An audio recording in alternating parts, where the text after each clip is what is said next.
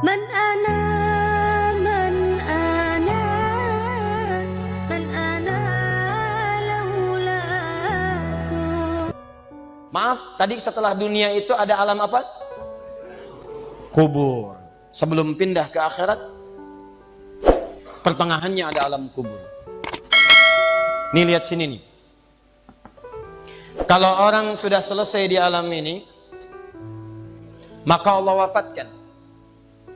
Kullu nafsin dha'iqatul maut. Setiap yang punya jiwa akan kedatangan maut. Siapa yang bawa maut? Namanya malakul maut. Kalau malakul maut sudah bawa maut, maka dia mulai mewafatkan sampai meninggalkan dunia ini. Apa dalilnya Ustaz? Quran surah 32 ayat yang ke-11, paling kanan sebelah bawah. Qul yatawaffakum malakul mautil ladzi wukkila bikum. Kata Allah, katakan Muhammad kepada semua umatmu, setiap yang punya nyawa itu akan diutus malakul maut untuk mencabut nyawanya. Datang maut, makanya orang yang belum meninggal, yang belum dicabut, namanya disebut oleh Al-Quran dengan nama mayitun. Nih, ada ya-nya, ada taknya. Ya-nya ada tasdidnya begini. Mayit, kalau ada tasdid berarti artinya CM, calon meninggal. Diantum jangan tersinggung kalau dikatakan mayit ya. Iya. Sama dengan ustaz. Iya. Innaka mayyitun wa innakum mayyitun. Engkau mayit, mereka pun mayit. Engkau akan wafat, mereka pun wafat. Cuman Allah membedakan waktu-waktu wafatnya. Barangkali tidak sama semuanya. Bisa antum duluan, saya belakangan, mungkin. Atau mungkin juga ditukar, jangan salah, bisa ditukar. Saya belakangan, antum duluan, bisa. Gak ada bedanya Ustadz. Ya sudah, saya duluan, bisa setelah antum. Nah, dipakai tasdid. Kalau datang maut, maut datang. Maut lewat malakul maut. Maut ini mengambil nafas, diambil tasdidnya nih, ambil ke atas.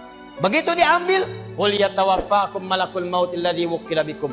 Kullu nafsin dha'iqatul. Ya ayyatuhan nafsul mutmainnah, sesuatu yang tenang. Dalam bahasa Arab disebut dengan sukun. Sukun itu tenang, alamatnya sukun bulat. Ini kalau bulat dalam ilmu loghah, bulat jadinya, hilang tasdidnya. Maka kalau mayit itu artinya nyawanya sudah tidak ada. Mayitun masih ada nyawa, diambil malakul maut jadi mayitun.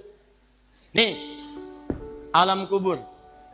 Begitu pindah ke sini, datang malakul maut, dicabut nyawanya, maka diwafatkan, ditinggalkan dunia ini. Maka orang mengatakan telah meninggal dunia.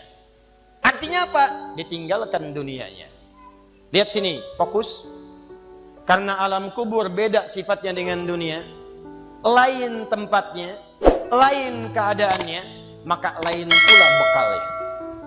Jangankan alam kubur, beda tempat di dunia saja sudah beda keadaannya. Anda orang Indonesia ingin datang ke Malaysia, kalau bekalnya tidak ada Anda bawa, tidak akan mungkin Anda bisa masuk. Apa di antara bekalnya? Ada paspor yang mesti distempel begitu masuk imigrasi. Pergi lebih jauh lagi, misalnya saya pengen ke Australia, maka Anda harus ngajukan untuk mendapatkan visa. Lebih jauh ke Amerika, visanya bisa lebih sulit lagi. Maka bagaimana dengan alam kubur yang sifat keadaannya beda dengan dunia? Makanya bekalnya pun tidak akan sama. Jadi kalau Anda cuma mengumpulkan bekal dunia, maka semua bekal itu akan ditinggalkan saat di dunia. Maka orang mengatakan meninggal dunia, maksudnya meninggalkan dunia dengan semua bekalnya. Nih, maaf ya, jam dunia, baju dunia, handphone dunia, gelas dunia. Jadi semua yang kita dapatkan di dunia, rumah yang luaskah, mobil yang mewahkah, pakaian yang glamourkah, kalau sudah meninggalkan semua alam dunia itu, maka hilanglah semua yang kita kenakan. Habis semua kita tinggalkan. Walaupun Anda koleksi yang bagus-bagus, tetap tidak akan pernah dibawa. Jangankan Anda, yang mengantarkan saja tidak akan menyertakan. Silahkan cek. Anda punya koleksi mobil paling bagus, apakah saat wafat dikuburkan dengan mobilnya? Tidak. Anda punya handphone paling mewah, kenangan tingkat tinggi. Di handphone itu suka dipakai bikin status tentang hadis, tentang ayat, tentang tafsir.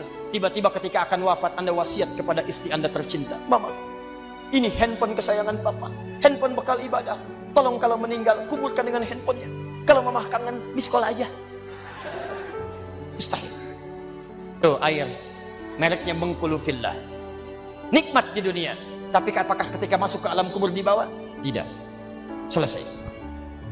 Maka bagian pertama, Anda mesti sadar, ini yang mau saya sampaikan. Dan dari sini, saya akan lebih fokus kepada apa yang ingin saya sampaikan. Kita mesti sadar teman-teman sekalian, pertama kata Allah kita akan wafat. Antum akan meninggal. Wafat. Wafat. Wafat. Wafat. Jadi, antum kalau melihat di cermin tuh, ngaca dulu, ngaca. Tunjuk wajah antum, wafat. Kamu akan wafat. Ketika Anda sadar Anda akan wafat, meninggalkan dunia ini, maka Anda mesti paham, udah punya bekal belum untuk pulang? Udah punya persiapan belum? Jangan-jangan Anda sibuk menyalakan rumah dunia Anda. Begitu padam listriknya sibuk, telepon PLN, telepon ini, telepon itu. Masuk ke alam kubur nggak ada cahaya, mau PLN mana yang dihubungi? PLN yang datang malaikat mungkar. Menerbuka. Siapa Tuhanmu? Siapa Nabimu? Apa kitabmu? PLN. Gelap. Gelap. Dan gelap. Karena itu orang-orang yang tidak siap dengan kehidupan berikutnya, maka mohon maaf, dia akan merasa ketakutan ketika meninggalkan dunia ini. Bahkan ada yang saking takutnya, malaikat langsung bergerak untuk memaksa dia cepat meninggalkan tubuh dunianya. Muncul Quran surah ke-8 ayat ke-50. Kata malaikat, akhriju anfusakum. Kamu ini susah banget pulangnya, maka dipukulin oleh malaikat. Pukul, pukul, pukul, pukul. Teman-teman, karena alam kubur itu bekalnya bukan bekal dunia, maka Anda tidak akan pernah bisa membawa cahaya dunia ke alam kubur. Maka saya ajak Anda pada malam hari ini, coba ayo kita berubah. Tolong pikir baik-baik, tidak akan ada yang abadi. Dan besok pun belum tentu hidup. Demi Allah saya katakan, Allah bisa mewafatkan kita pada malam hari ini. Saya cuma mau tanya sebentar aja merenungkan. Tolong tanya pertanyaan saya ini, tanyakan pada diri Anda sebelum tidur. Kalau Allah wafatkan Anda pada malam ini, sudah siapkan Anda dengan bekal pulang Anda kepada Allah. Karena itu hukum mengatakan, orang yang tidak punya bekal, maka dia tidak siap untuk mudik. Tuh lihat Ramadan tuh. Ntar sebentar lagi, tersisa tinggal 2-3 bulan ke depan, datang bulan Ramadan. Begitu di ujung Ramadan, orang semua siap-siap mudik. Demi Allah saya katakan, saya pernah mengadakan survei kecil-kecilan. Saya tanyakan pada sementara orang yang tidak mudik. Saya tanya, kenapa nggak mudik? Ustadz, nggak ada bekal. Dunia saja tidak punya bekal, malu mudik. Tidak punya bekal, susah mudik. Tapi yang punya bekal, oh dia nyari sebanyak-banyaknya. Begitu sebelum berangkat, tiba waktunya raya, dia siapkan. Bahkan ada yang kemudian mencari motor terbaik. Motornya Honda bebek, bekalnya singa.